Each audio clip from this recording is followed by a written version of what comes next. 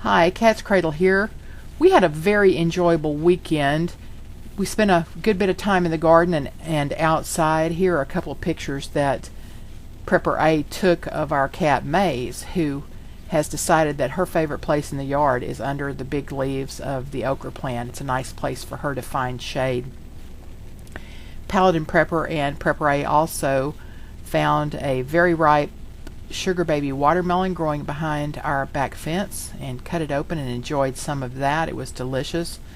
We enjoyed more tomatoes and squash and potatoes out of the garden, and our bounty has just been tremendous, and the garden is doing great.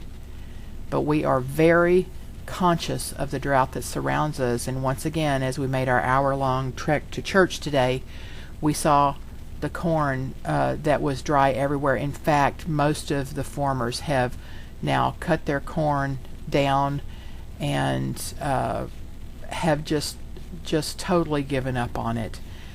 We live very close to the grain dryers, and there is just no traffic coming by our house, where usually we would have probably 150 18-wheelers turn in front of our house every day as they deliver grain to the dryer. It's just not happening. As we sat outside this week, we mentioned how quiet it was, and that the dryers are not running. Usually you can hear them cycle through and start up the drying process, and they're just not. There's no noise at all. It's eerily quiet.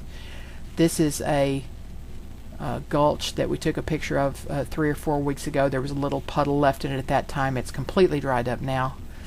And on this same highway we passed through to a body of water. There's water on each side of the road, and now there's not more than about 3 or 4 inches in those two places where the water has been 5 or 6 feet deep. The fish have died and are just belly up and floating on the water. In fact, we turned off the air conditioner as we passed through there because the stench is so offensive. I did notice where there was just a little bit of water left there. It just looked like it was bubbling, and I'm sure it's the tiny, tiny little minnows just struggling to find oxygen and relief from the heat, and it's pretty sad. What I want to tell you about is an experience we had a couple of nights ago when we went to one of the grocery stores we frequent that's about 20 miles away from us. It's a really good grocery store. It's a thriving little grocery store.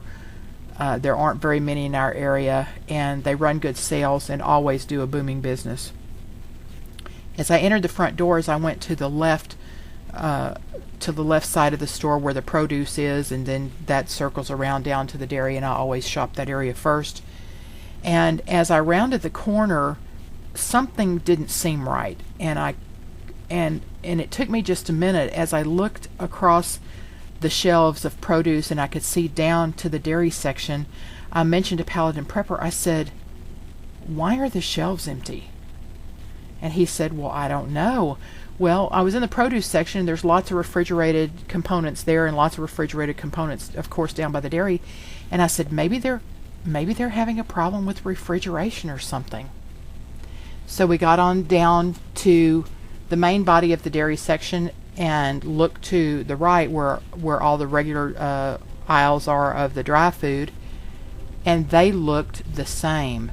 I would say probably a third to a little better than a third of the shelves were empty, and the stock was down by probably about a third.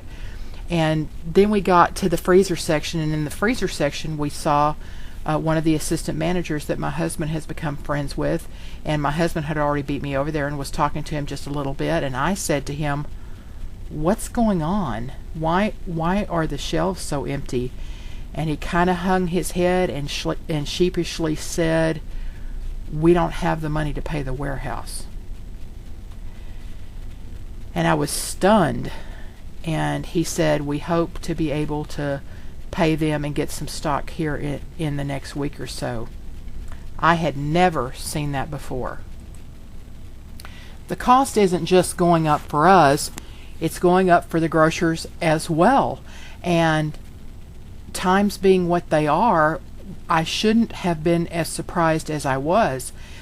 I could see the concern and the worry on his face. This is real, and it became very real to me when it's happening in my own grocery store.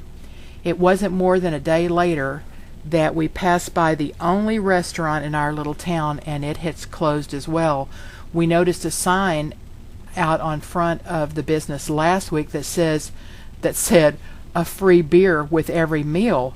And when I saw that last week, I told Paladin Prepper, I said, boy, that's their last ditch effort right there. If they, can't get the local good old boys who've been in the hot field all day to go for that deal, then they're probably not going to make it.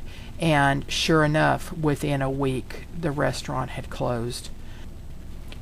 The crisis of the drought and rising food prices are not just something I read about in the news. They have come to my town and are impacting my life even as I make this video. I'll be anxious to go back this week or next and see what the grocery store looks like and if they are able to keep their head above water.